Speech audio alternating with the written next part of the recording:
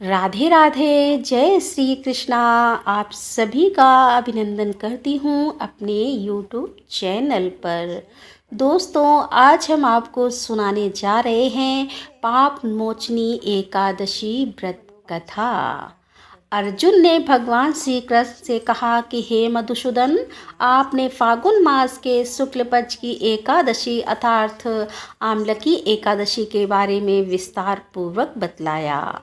चैत्र माह के कृष्ण पक्ष में आने वाली एकादशी का क्या नाम है तथा उसकी विधि क्या है, कृपा करके आप मेरी बढ़ती हुई जिज्ञासा को शांत करें। तब भगवान श्री कृष्ण ने कहा कि हे अर्जुन, चैत्र मास के कृष्ण पक्ष की एकादशी को पाप मोचनी एकादशी के नाम से जाना जाता है। एक बार की बात है कि पृथ्वीपति राजा मानधाता ने लोमस ऋषि से यही प्रश्न किया था जो तुमने मुझसे किया है। अतः जो कुछ भी ऋषि लोमस ने राजा मानधाता को बतलाया वही मैं तुमसे कह रहा हूँ। राजा मानधाता ने धर्म के गुहात्मक रहस्यों के ज्ञाता महर्षि लोमस से पूछा कि हे ऋषि श्रेष्ठ, मनुष्य के पापों का मोचन किस प्रकार संभव है?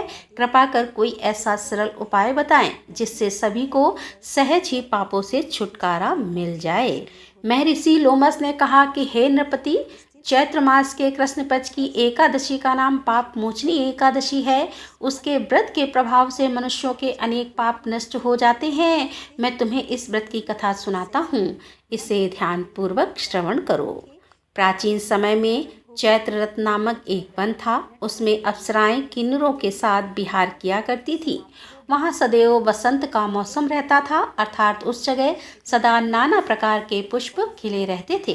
कभी गंधर्व कन्याएं विहार किया करती थी, कभी देवेंद्र अन्य देवताओं के साथ क्रीड़ा किया करती थी। उसी वन में मेधावी नाम के एक ऋषि भी तपस्या में लीन रहते थे। वे शिव भक्त थे। एक दिन मंजू घोषा नामक एक अप्सरा ने उनको मोहित कर उनकी निकटता का लाभ उठाने की चेष्टा की। इसीलिए वह कुछ दूरी पर बैठ बीड़ा बजाकर मधुर स्वर में गाने लगी। उसी समय शिव भक्त महर्षि मेधावी को कामदेव भी जीतने का प्रयास करने लगे।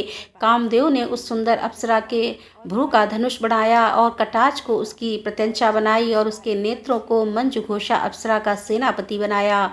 इस तरह कामदेव अपने शत्रु भक्त को जीतने को तैयार हुआ। उस समय महर्षि मेधावी भी युवावस्था में थे और काफी हष्टपुष्ट थे। उन्होंने यज्ञोपवीत तथा दंड धारण कर रखा था। वे दूसरे कामदेव के समान प्रतीत हो रहे थे। उस मुनि को देखकर कामदेव के बस में हुई मंजू घोषा ने धीरे धीरे मधुरवाणी से वीणा पर गायन शुरू किया तो महर्षि मेधावी भी मंजू घोषा के मधुर गाने पर तथा उसके सौंदर्य पर मोहित हो गए। वह अप्सरा मेधावी मुनि को कामदेव से पीड़ित जानकर उनसे आलिंगन करने लगी। महर्षि मेधावी उसके सौंदर्य पर मोहित होकर शुभ रहस्य को भूल गए और काम के वशीभूत होकर उसके साथ रमण करने लगे। काम के वशीभूत होने के कारण मुनि को उस समय दिन रात का कुछ भी ज्ञान न रहा और काफी समय तक वे रमण करते रहे। तदुपरांत मंजू घोषा उस मुनि से बोली कि हे ऋषिवर, अब मुझे बहुत समय हो गया है, अतः स्वर्ग जाने की आज्ञा दीजिए। अप्सरा की बात सुनकर ऋषि ने कहा कि हे मोहिनी, संध्याओं को तो आई हो, प्रातः काल होने पर चली जाना। ऋषि के ऐसे वचनों को सुनकर अप्सरा उनके साथ रमण करने लगी। इसी प्रकार दोनों ने साथ साथ बहुत समय बिताया।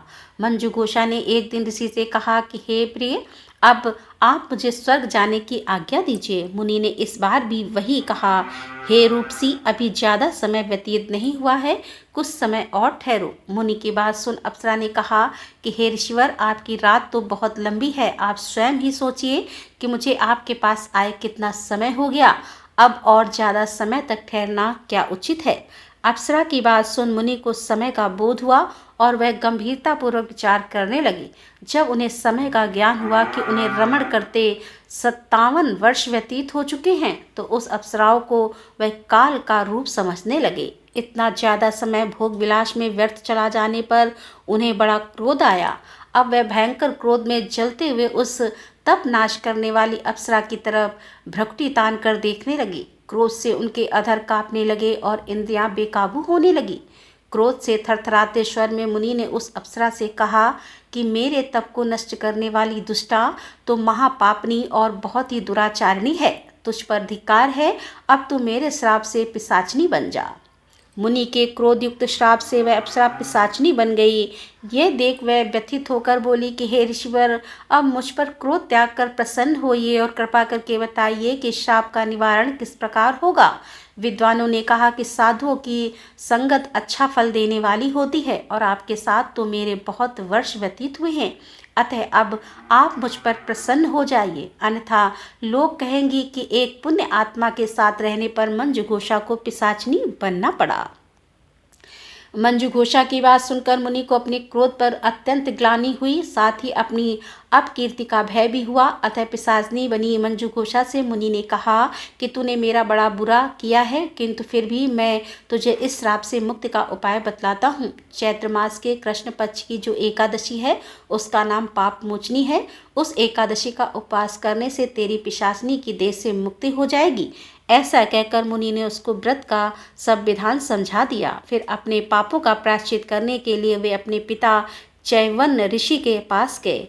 चैवन्य ऋषि ने अपने पुत्र मेधावी को देखकर कहा कि हे पुत्र, ऐसा क्या किया है तूने कि तेरे सभी तप नष्ट हो गए हैं, जिससे तुम्हारा समस्त तेज मलिन हो गया है। मेधावी मुनि ने लज्जा से अपना सिर झुकाकर कहा कि पिताश्री, मैंने एक अप्सरा से रमण करके बहुत बड़ा पाप किया है। इसी पाप के कारण संभवतः मेरा सारा तेज और मेरे तप नष्ट हो गए हैं। कृपा करके आप इस पाप से छूटने का उपाय बतलाइए। ऋषि ने कहा, हे पुत्र, तुम चैत्र माह के कृष्ण पक्ष की पाप मोचनी एकादशी का विधि तथा भक्तिपूर्वक उपवास करो, इससे तुम्हारे सभी पाप नष्ट हो जाएंगे। अपने पिता चैवन्य ऋषि के वचनों को सुनकर मेधावी मुनि ने पाप मोचनी एकादशी का विधि पूर्वक व्रत किया। उसके प्रभाव से उसके सभी पाप नष्ट हो गए। मंजुघोषा अप्सरा पाप मोचनी एकादशी का उपवास करने से पिशाचिनी की देह से छूट गई और पुनः अपना सुंदर रूप धारण कर स्वर्ग लोक को चली गई। लोमस मुनि ने कहा कि हे राजन, इस पाप मोचनी एकादशी के प्रभाव से समस्त पाप नष्ट हो जाते हैं। इस एकादशी की कथा के श्रवण व पठन से 1000 गौदान करने का फल प्राप्त होता है। इस उपवास के करने से ब्रह्म हत्या करने वाले, स्वर्ण चुराने वाले, मद्यपान करने वाले, अगम्यागमन करने वाले आदि भयंकर पाप भी नष्ट हो जाते हैं और अंत में स्वर्ग लोक की प्राप्ति होती है। तो बोलो एकादशी मैया की जय, बोलो विष्णु भगवान की जय।